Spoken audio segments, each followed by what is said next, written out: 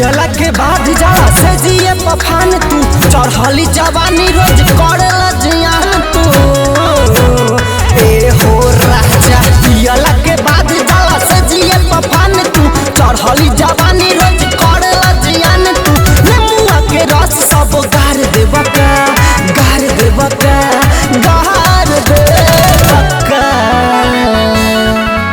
ऐसे कर तारा चोली सैया फाड़ देबका हो ऐसे कर तारा चोली सैया फाड़ देबका ऐसे कर तारा चोली सैया फाड़ देबका हो ऐसे कर तारा चोली सैया फाड़ देबका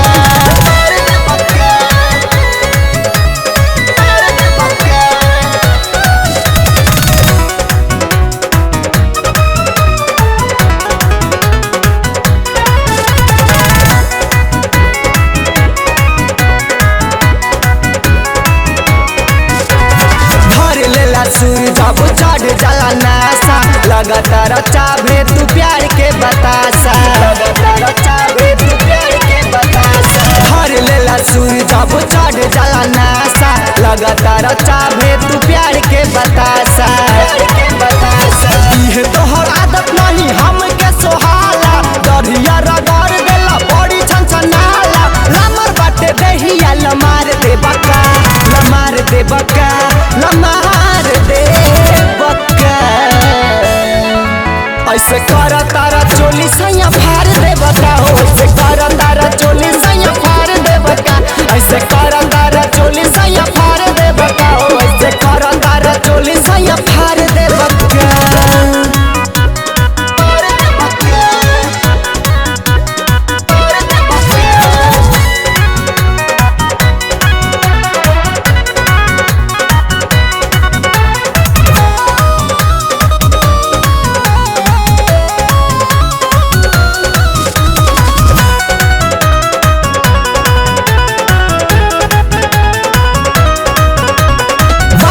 कमरिया अभी तक मशीन हो बुझता रखा है उखी पेरा ना मशीन हो बुझता रखा है उखी पेरा ना मशीन हो बटे मोर कमरिया अभी तक मशीन हो बुझता रखा है उखी पेरा ना मशीन हो पेरा ना मशीन हो सुतब नहीं अब सिंटू हम तोरा संग में उठता दर्द बिरु पूरे अंग अंग में दर्द में दर्द फिर उखाड़ देबका